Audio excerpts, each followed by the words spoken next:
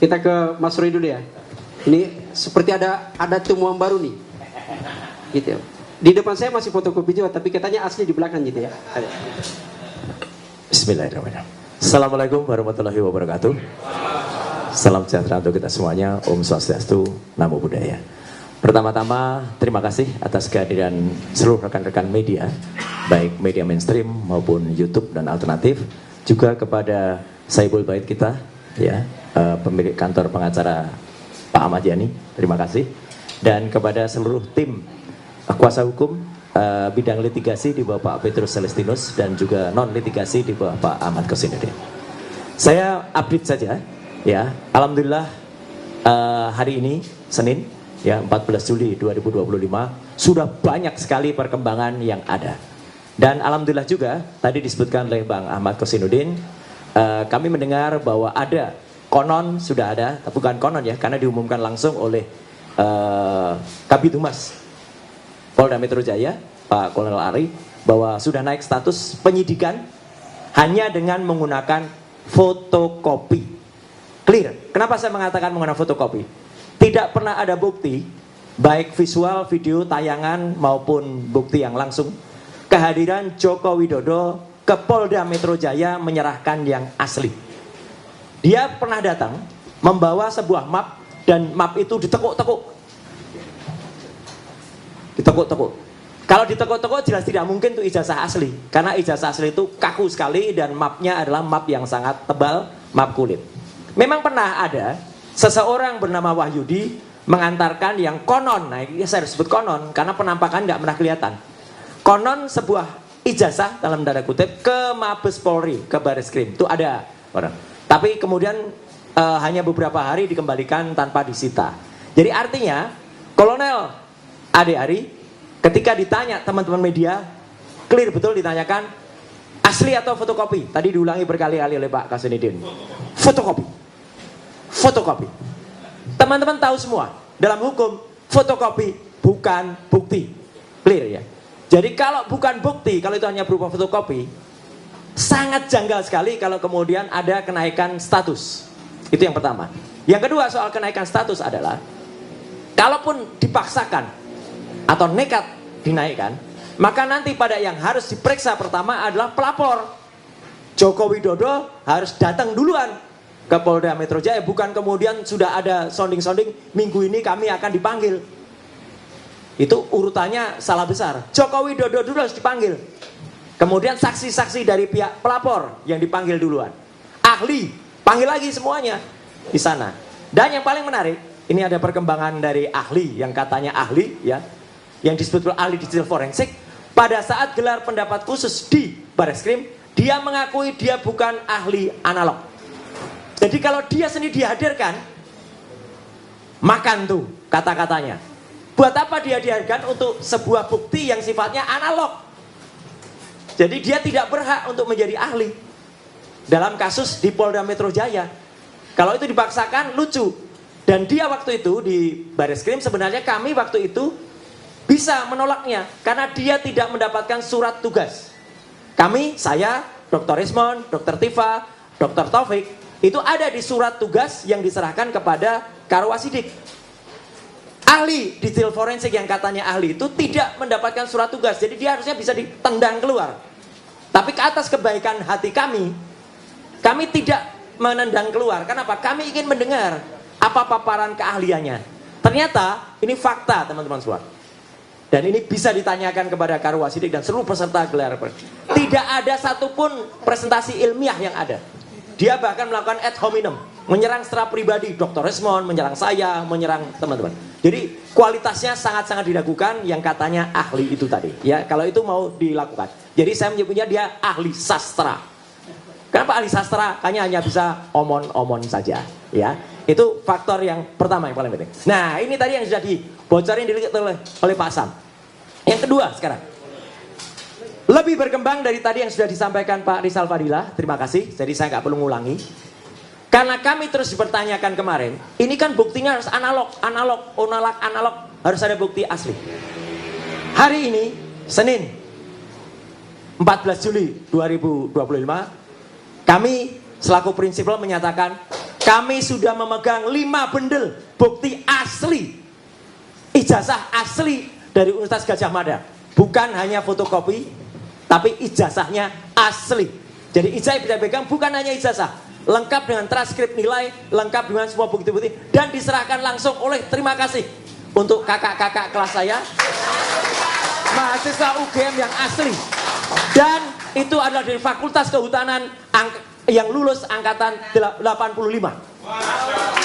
Jadi itu pada periode tahun 85 dari Fakultas Kehutanan Universitas Gadjah Mada yang asli. Jadi kami sudah mendapatkan tim hukum termasuk tim advokasi, kami sudah mendapatkan, mohon izin masih di tangan kami karena atas pesan dari yang bersangkutan kami memegang amanah betul. Jangan ditunjukkan dulu, nanti di pengadilan baru ditunjukkan. Tapi saya tidak mau hanya omon-omon, saya tunjukkan nanti analisisnya. Jadi fakta ini, bukan cuma omon-omon seperti pihak sono. Ya.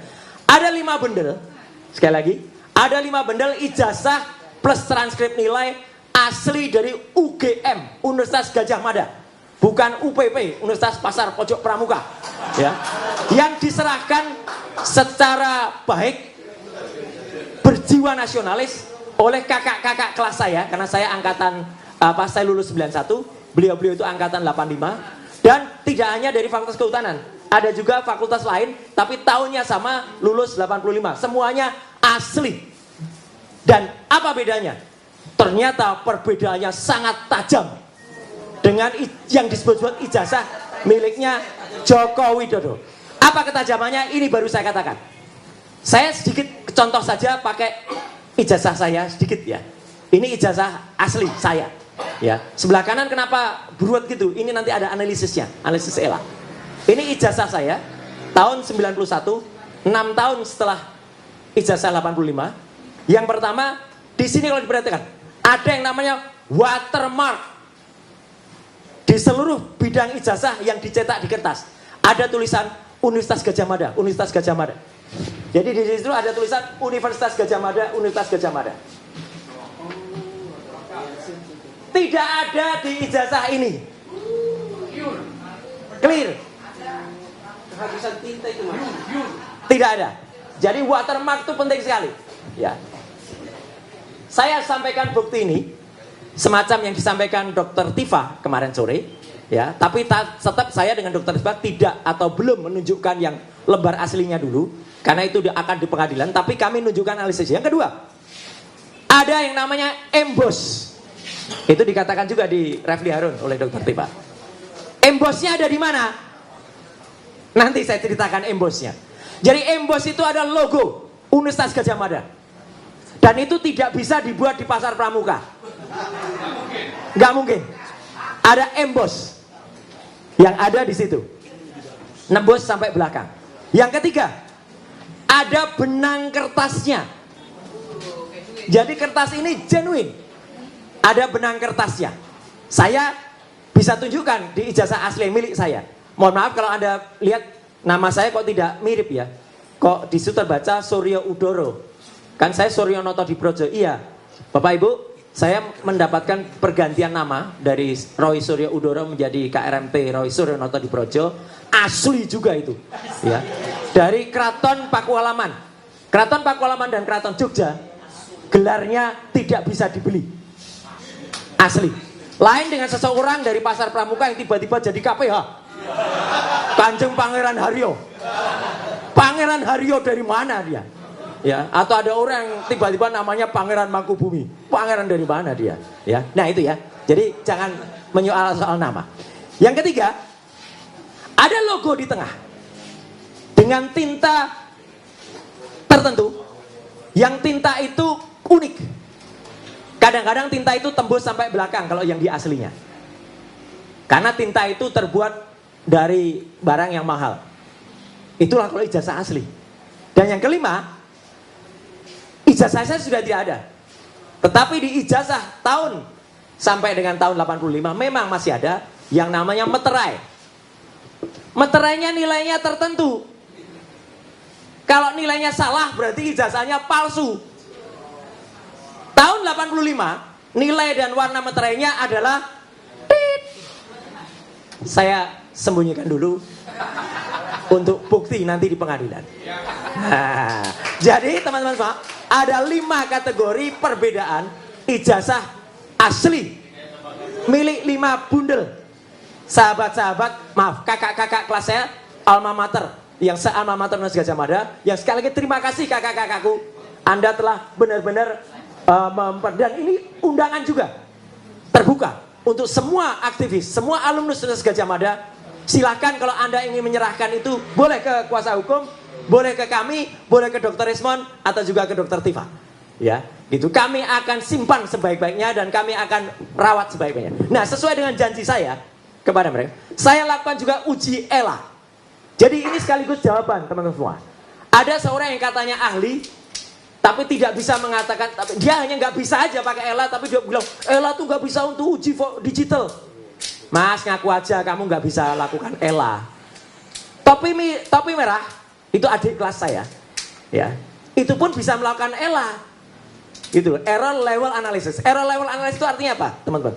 Adalah kita menguji ijazah atau apapun. Kalau itu terdapat rekayasa atau terdapat penambahan, itu akan error pada bidang gambarnya. Tolong perhatikan ijazah saya ini, teman-teman semua. Ini adalah ada tulisan ijazah.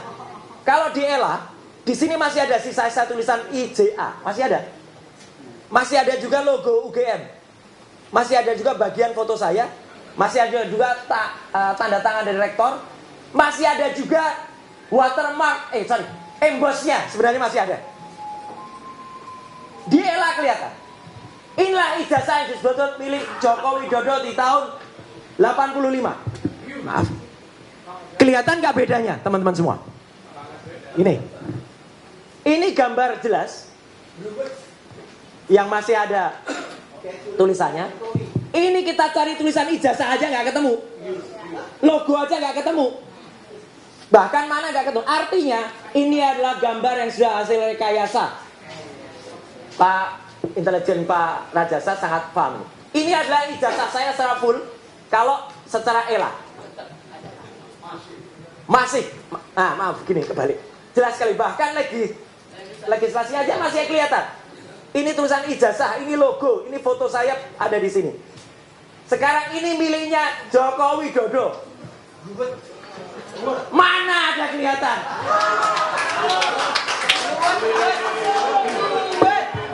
Tidak ada sama sekali. Tidak ada. Sama sekali. Gelap kayak orangnya katanya. Enggak, Bu, ya. Kita enggak minum, tapi artinya tidak ada. Dan hasil analisis ELA ini saya pertanggungjawabkan kepada dunia akhirat. Allahu Akbar. Tidak ada hasil pada lembar yang disebut miliknya Joko Widodo. Tidak otentik. Jadi bukan hanya identik. Dan saya sudah mohon izin kepada yang bersangkutan. Saya tidak tampilkan aslinya, tapi saya tampilkan analisis ELA-nya. Ini adalah ijazah asli angkatan 85 Fakultas Kehutanan, seangkatan dengan Joko Widodo. Ada semuanya. Masih kelihatan. Tulisan ijazahnya ada, bekas logonya ada, kemudian watermarknya juga masih ada. Ya, yang 5 juga sama. Yang 4 lainnya juga sama. Aslinya ada. Jadi saya tidak hanya berani menunjukkan analisisnya, saya tidak hanya berani menunjukkan digitalnya, analognya ada, dan ijazah itu asli semuanya, diserahkan langsung oleh masing-masing yang bersangkutan kepada kami, ya, dan itu siap untuk dipertanggungjawabkan. Artinya apa? Ini adalah bendel bukti yang menambah, jadi tidak mengurangi, Pak. Menambah bukti yang tadi disampaikan oleh Pak Rizal Fadila. Dan bukti-bukti ini siap untuk dibawa juga ke Bareskrim. Ya, clear ya. Nah, kemudian sedikit sebelum nanti Pak Kolonel Chandra Rajasa bisa menyampaikan, saya pun tidak hanya omong-omong. Saya terjun langsung ke pasar Pramuka. Buktinya ada di salah satu TV nanti malam. Tayangannya namanya Dipo Investigasi. Ya.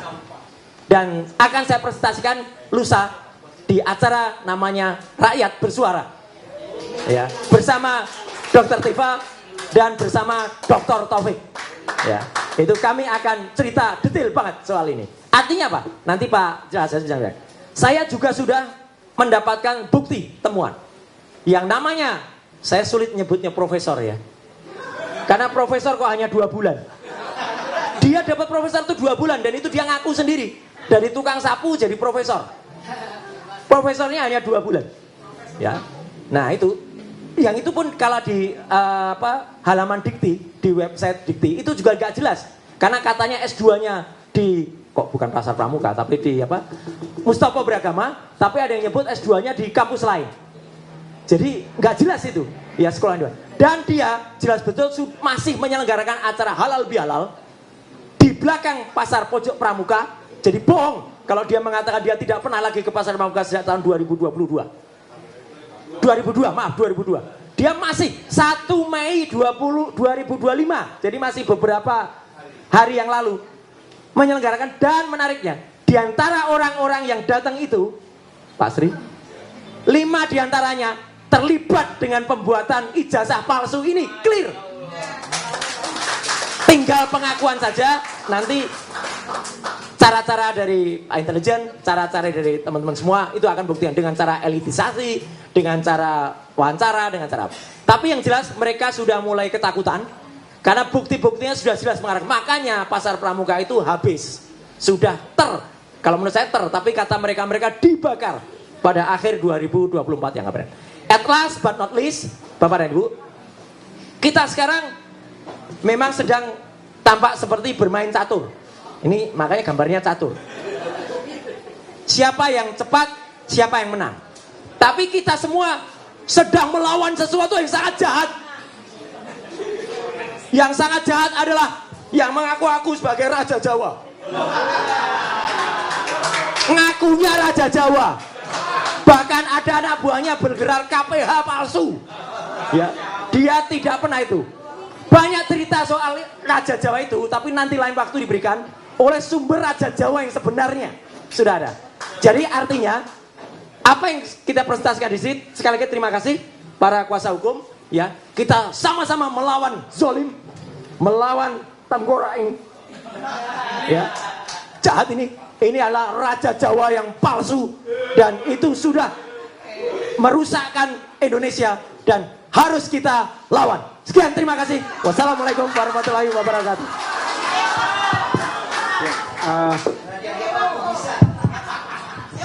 Ini saya agak bingung nih. Ini jumpa pers atau apa? Tapi yang pasti adalah asli. Terima kasih Pak Samsul Jalal, Manajemen Purnawirawan. Terima kasih sudah hadir gitu ya. Teman-teman sekalian, untuk efektifnya sekarang ke Pak Saididu. Ini apa yang terjadi sebenarnya negeri kita ini? Kok semakin seperti tidak beradab gitu loh. Saya percayakan Pak Saididu.